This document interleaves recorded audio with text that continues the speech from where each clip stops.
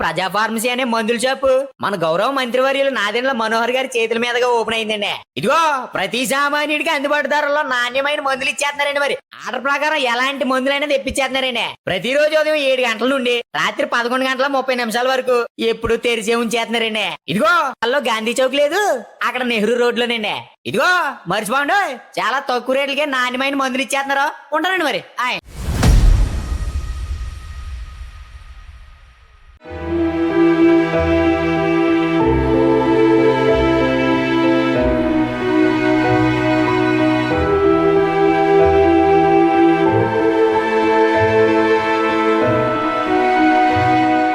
ఆడుతూ పాడుతూ ఉంటూ చక్కగా చదువుకొని జీవితంలో ఒక ఉన్నత స్థితికి చేరాల్సిన పిల్లలు ప్రేమ సోషల్ మీడియా పరిచయాల పేరుతో అర్ధాంతరంగా జీవితాలను ముగించేసుకుంటున్నారు. అందుకు ఉదాహరణగానే తెనాలిలో జరిగిన ఈ ఘటన చెప్పుకోవచ్చు. తెనాలి టిట్కో హౌస్లు, జగ్గరగుంటపాలెం టిట్కో హౌస్లకు చెందినటువంటి ఓ బాలిక, 9వ తరగతి బాలిక అర్ధాంతరంగా కూడా తనువు చాలించింది. అంటే 14 ఏళ్ల వయసులోనే 9వ తరగతిలోనే ప్రేమ పేరుతో ఏర్పడిన పరిచయం ఆ అమ్మాయి జీవితాన్ని ముగించేలా చేసింది. ఆ బాలిక పట్టణంలో ఉన్నటువంటి మారిస్పేట ఎన్సీఆర్ఎంఎస్ స్కూల్లో 9వ తరగతి చదువుతున్నట్టుగా కూడా చెప్తా ఉన్నారు.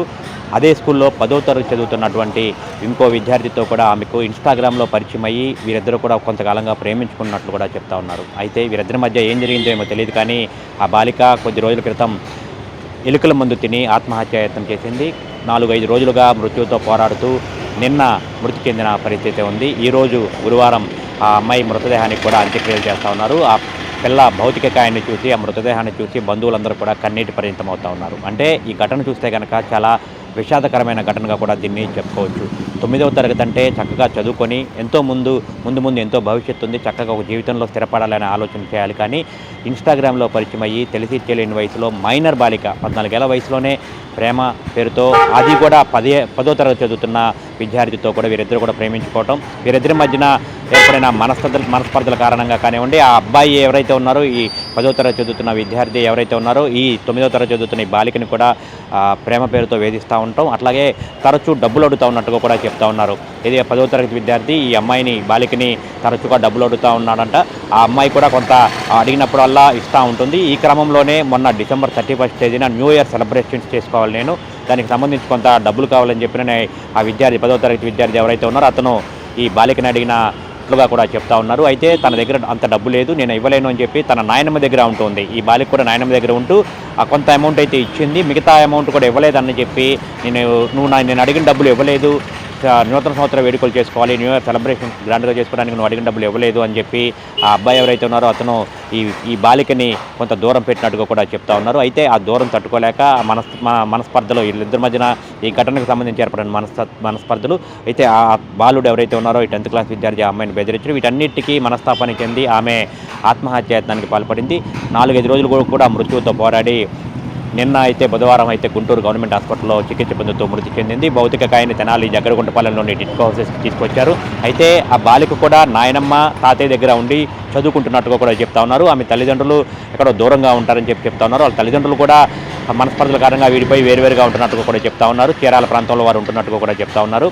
ఆ తల్లి అయితే ఈ బాలిక ఆత్మహత్య ప్రయత్నం చేసిన తర్వాత ఇక్కడికి వచ్చి ఆ అమ్మాయిని మృతదేహాన్ని దగ్గరుండి కూడా అంత్యక్రియలకి అయితే ఏర్పాట్లు చేస్తూ ఉన్నారు. మొత్తంగా చూసుకుంటే కనుక తెలిసి తెలియని వయసులో చిన్న కారణాలతో అర్ధాంతరంగా కూడా జీవితాలని ముగించుకుంటూ ఉన్నారు. సోషల్ మీడియా ఎంతటి దుష్ప్రభావంగా పనిచేస్తుంది, సోషల్ మీడియా ఎంతటి పరిణామాలకు దారితీస్తుంది అనేది కూడా ఈ ఘటన ఒక ఉదాహరణగా చెప్పుకోవచ్చు. ఆశ్చర్యకరమైన ఇంకో ఘటన ఏంటంటే, ఆ అమ్మాయి ఎవరైతే ఉన్నారో ఈ బాలిక, 9th క్లాస్ బాలిక ఆత్మహత్య చేసుకుంటా ర్యాట్ పాయిజన్ తింటా, ర్యాట్ పాయిజన్కి సంబంధించిన పేస్ట్ తింటూ నేను చచ్చిపోతున్నానని చెప్పి కూడా ఇన్స్టాగ్రామ్లో పోస్ట్ చేసి ఈ అటెంప్ట్ చేసిందంటే కూడా ఈ సోషల్ మీడియా ప్రభావం ఈ పిల్లల మీద ఎంత తీవ్రంగా ఉంటుందనేది కూడా దీన్ని బట్టి మనం అర్థం చేసుకోవచ్చు. మొత్తంగా ఈ వ్యవహారానికి సంబంధించి ఈరోజు బాలిక మృతదేహానికి అయితే అంత్యక్రియలు చేస్తూ ఉన్నారు. పోలీసులు కూడా, 3 టౌన్ పోలీసులు కూడా ఈ ఘటనకు సంబంధించి ఆ బాలిక తల్లి ఇచ్చిన ఫిర్యాదు మేరకు గతంలో ఆత్మహత్య చేసిన సమయంలో పోక్సో కేసు, ఆ విద్యార్థి మీద, 10వ తరగతి విద్యార్థి మీద పోక్సో కేసు పెట్టారు. అయితే ఇప్పుడు ఈ అమ్మాయి చనిపోయిన తర్వాత ఆ కేసును కూడా 306 కింద కూడా మార్చి దర్యాప్తు చేస్తూ ఉన్న పరిస్థితి ఉంది. మొత్తంగా ఈ బాలిక, 9వ తరగతి బాలిక సూసైడ్ అటెంప్ట్ చేయటం, చికిత్స పొందుతూ మృతి చెందడం, 10వ తరగతి విద్యార్థితో లవ్ అఫైర్ కొనసాగించడం, ఈ తతంగం మొత్తంగా కూడా పట్టణంలో తీవ్ర చర్చనీయాంశంగా మారిన పరిస్థితి.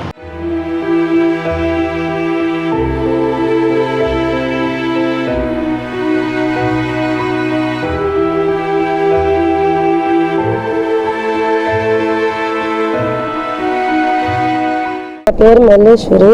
నా కూతురు పేరు భవాని. 9th క్లాస్ చదువుతుంది చెంచురావు స్కూల్లో.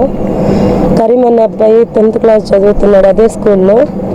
మా అమ్మాయిని వెనుకిడత పడి ఒకటే టార్చరు. మా అమ్మాయిని చాలా నరకం ఏంటో చూపించాడు. అది భరించలేక మా అమ్మాయి మాకు చెప్పుకోలేక, స్కూల్లో సార్లకు చెప్పుకోలేక, ఎవరికి చెప్పుకోలేక ఎలుకలు పెస్తుంది. డబ్బులు ఇస్తావా ఇయ్యవా, ఇన్స్టాలో కూడా అసహ్యంగా వాయిస్ రికార్డింగ్, నీ అమ్మ ఇస్తావా ఇవ్వా అని నా బిడ్డని బాగా బ్లాక్మెయిల్ చేశాడు. చేతులు కోసుకుంటూ స్కూల్లో నా బిడ్డని స్కూల్కి రావటం, డబ్బులు ఇవ్వకపోతే నా బిడ్డను కొట్టడం, అలా మానసికంగా చాలా హింసించాడు. ఇంత జరుగుతున్న స్కూల్లో వాళ్ళకు కూడా ఎవరు నాకేమీ ఇన్ఫార్మ్ చేయలేదు. తల్లిని నేను, నాకెవరు ఏమి ఇన్ఫార్మ్ చేయలేదు. మరి వాళ్ళు పట్టించుకోలేదు అనుకుంటా. నాకైతే 1వ తారీఖు నా బిడ్డ ఆ పాయిజన్ తీసుకున్నాక నాకు ఫోన్ వచ్చింది. నేను హాస్పిటల్కి వెళ్ళేసరికి ఆ ఫోన్ చూశాను ఇన్స్టాలో. ఎందుకు తాగేవమ్మా అంటే మాకేం చెప్పలేదు. ఫోన్ చూసినాక అవన్నీ చూసి కేసు పెట్టాను. నేను స్టేషన్కి వెళ్ళాక ఆ అబ్బాయి నా బిడ్డ మీద నిందేశాడు 10,000 డబ్బులు ఇచ్చానని. అదే మాట నా బిడ్డకు వచ్చి చెప్పాను. అమ్మ నీకేం అవసరం ఉండి నువ్వు తీసుకున్నావమ్మా అని నేను అడిగాను. అమ్మ నేను తీసుకోలేదమ్మా, నేనే 30,000 దాకా తీసుకున్నాడమ్మా నా దగ్గర, నన్ను పొట్టల్లో తీసుకున్నాడమ్మా అని నా బిడ్డ ఏడ్చి స్టేట్మెంట్ ఇచ్చింది.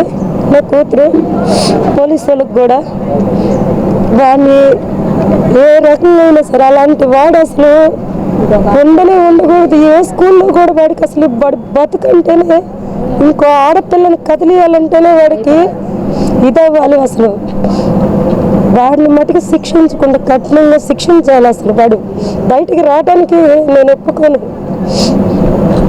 నేను మా అక్క 6th క్లాస్ నుంచి ఆ స్కూల్లో చదువుకుంటున్నాను. NCRNMHS స్కూలు చదువుకుంటుంటే ఆ అబ్బాయి మా అక్కని ఫోర్స్ చేసేవాడు. డబ్బులు ఇవ్వు SD కరీం బాగా ఫోర్స్ చేసేవాడు. చేస్తే మా అక్క అప్పటి నుంచి డబ్బులు ఇస్తానే ఉండేది. అబ్బాయి అడిగినప్పుడల్లా బెదిరించేవాడు బాగా. నువ్వు డబ్బులు ఇస్తావా, నేను చేతులు కోసుకోవాలా, నేను చచ్చిపోవాలా, డబ్బులు ఇవ్వు తొందరగా అని బాగా ఫోర్స్ చేసేవాడు. మా అక్క ఎవరితో చెప్పుకోలేదు, నాకు అసలు అప్పుడు దాకా తెలీదు.